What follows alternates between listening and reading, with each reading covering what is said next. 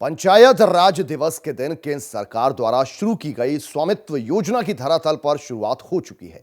योजना के तहत उधम सिंह नगर के जिला अधिकारी के निर्देश पर विकासखंड के समस्त ग्राम सभाओं में राजस्व उपनिरीक्षकों को द्वारा कार्य शुरू कर दिया गया। इस योजना के तहत वर्ग 6 और 2 में रह रहे किसानों को जल्द ही स्वामित्व मिलेगा। विकासखंड की 74 ग्राम सभाओं में जिलाधिकारी के निर्देश पर स्थानीय प्रशासन द्वारा टीमें गठित कर दी गई हैं। जिलाधिकारी की तरफ से ब्लॉक कर्मचारियों की संयुक्त टीम तैयार की गई है, जो ग्रामीण क्षेत्रों के वर्ग 6-2 के किसानों को चिन्हित कर उनकी जमीनों की नपाई कर निशान लगाए जा रहे हैं, ताकि किसानों को मालिकाना हक दिया जा सके।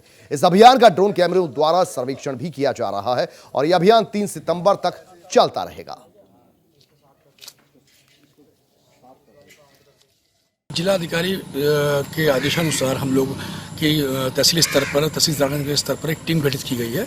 इसमें प्रत्येक गांव में सर्वे, लेखपाल, सर्वे कानगो और ब्लॉक के कर्मचारी और राजस्व विभाग के कर्मचारी लोग मिलकर के एक वर्ग 6-2 आबादी की भूमि होती है, इसका सर्वे कार्य किया जा रहा है, जिसपे हमारे द्वारा नक्शे उनके बनाए जाएंगे और उनको स्वामित्व योजना के तहत उनको जो है स्वामित्व दिया जाएगा।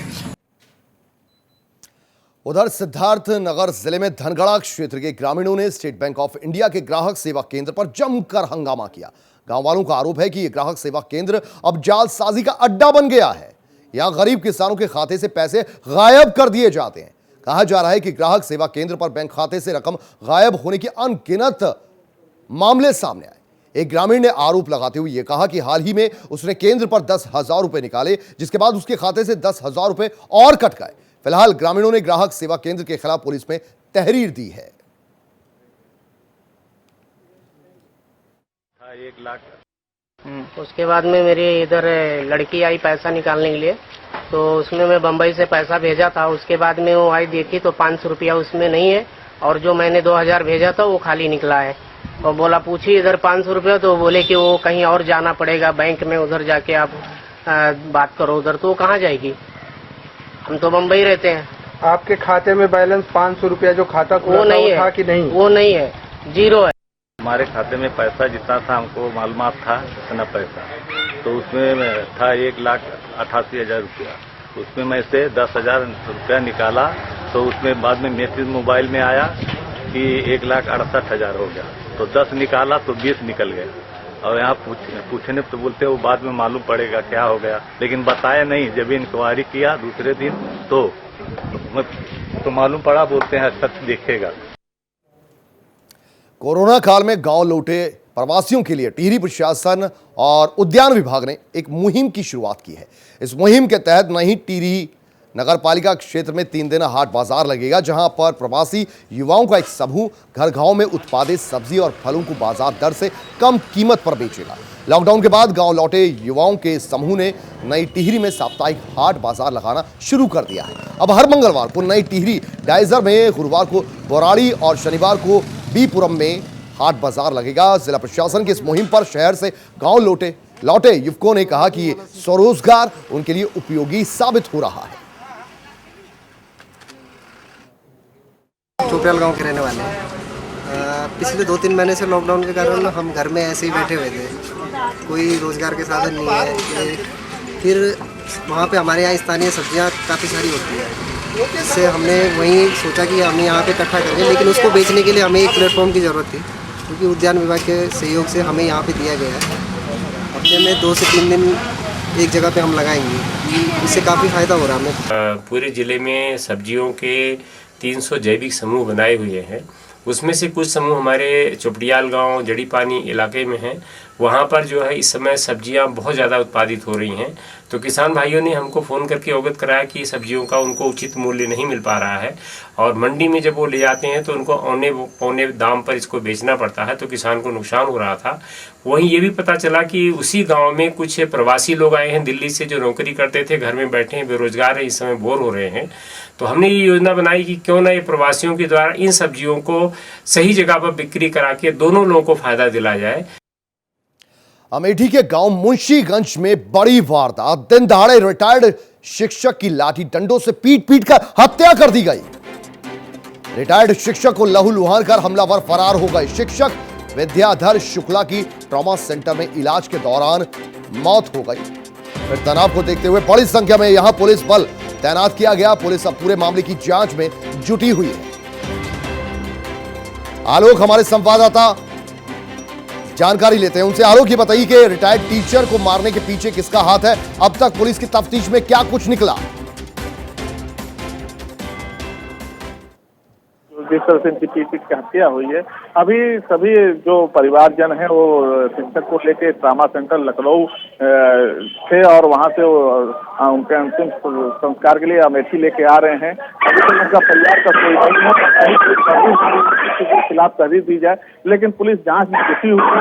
जो अपराधी हैं उनको पकड़ने के लिए कोशिश कर रही है और जांच में लगी हुई कि कौन लोग थे और कैसे इस घटना को अंजाम दिया है। शुक्रिया आपका आलोक इस पूरी जानकारी के लिए। आगे बढ़ेंगे। उधम सिंह नगर के रामबाग गांव में रहने वाली एक महिला ने जहर खाकर आत्महत्या कर ली। बताया यह जा रहा है कि महिला की शादी 3 साल पहले दूरजो नाम के शख्स से हुई।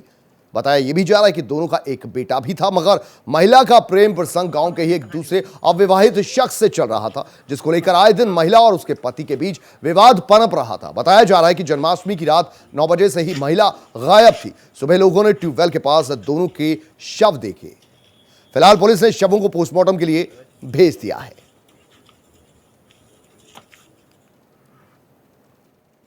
घटना हमें प्रातःकाल हमारे गांव के ही लोगों का फ़ोन आया कि माँ साहब ऐसी ऐसी बात घटना घट गई।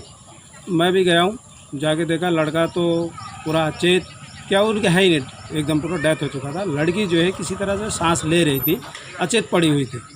फिर इतने में तुरंत जो है 108 फ़ोन किया गया।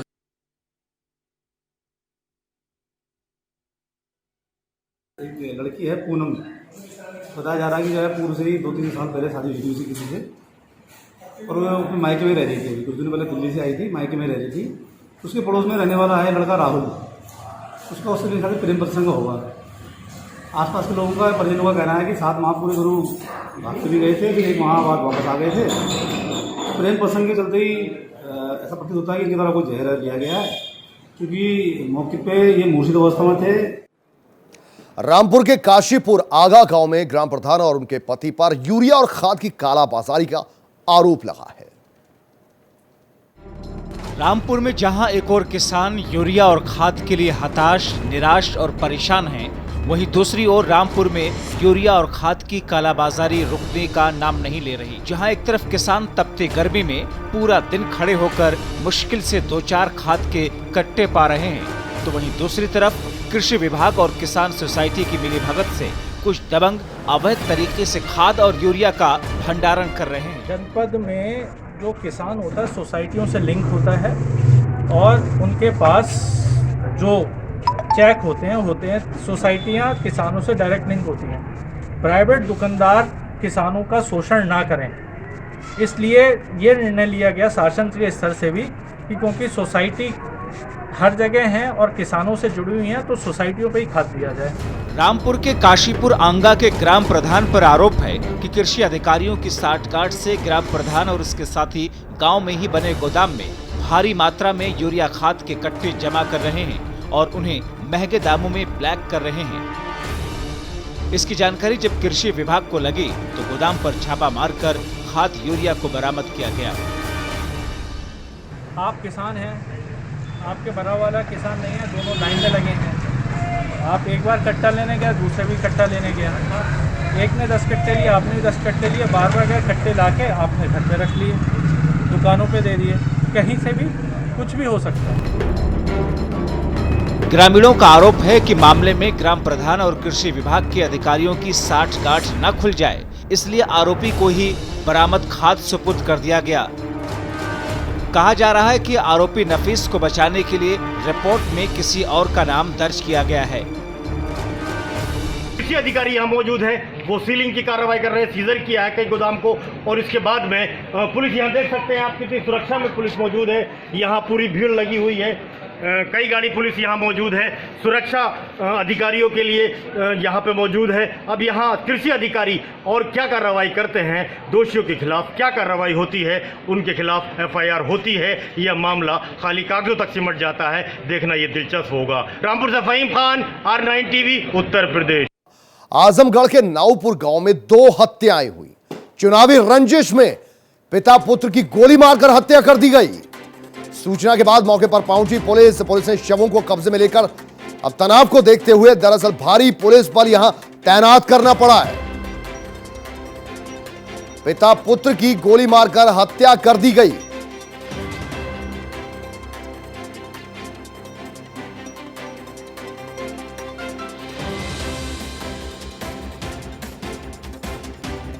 मऊ जिले के गोहना कस्बे में राजकीय पशु चिकित्सालय केंद्र का हाल बेहाल है। यहां दूर दराज गांव क्षेत्र से आने वाले पशु मालिक अपने पशुओं को भी वहां ले जाने से कतराने लगे हैं। आपको बता दें, चिकित्सालय केंद्र के चारों तरफ पानी भरा पड़ा है। जिम्मेदार अधिकारियों को कई बार लिखित शिकायत मिल चुकी है, मगर अभी तक जल निकासी की कोई व्यवस्था नहीं है। जल भराव और इसके चलते अस्पताल के डॉक्टर और कर्मचारी सड़क किनारे बनी दुकानों पर बैठकर अपना काम कर रहे हैं। ऐसी तो नौबत आन पड़ी है।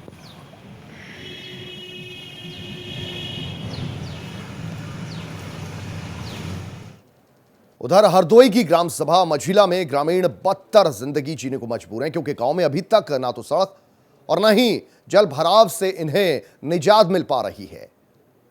शौचालय भी नहीं है।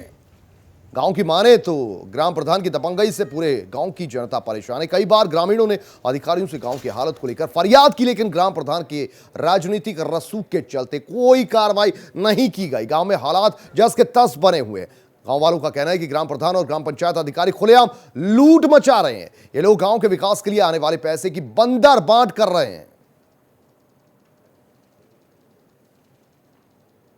कोई भी ऐसी मेन गली नहीं है जिससे हम लोग सूखे में निकल सकें। हमारे गांव में अंदर घुसने के लिए ना तो पश्चिम या पूर्व उत्तर दक्षिण कहीं से भी कोई ऐसी रास्ता नहीं है जो गांव के अंदर बिना भीगे हम लोग घुस जाएं। गांव के जो मेहमान आते हैं वो बाहर रुक जाते हैं। मतलब बहुत ही दयनीय स्थिति है। जिनके आवास बने हैं उनको आज तक शौचालय नहीं उपलब्ध कराए गए। जिनके शौचालय जिनको मिले भी हैं उनके सारे अधूरे बने पड़े हैं। 800 ईंट उसमें जो कि है तो हमने लगाए दो, बाकी मिलो नहीं। बाकी ग्राम प्रधान ने आपके क्या कहा? बाकी हमें दे नहीं कहा, जब आएगा तभी देंगे।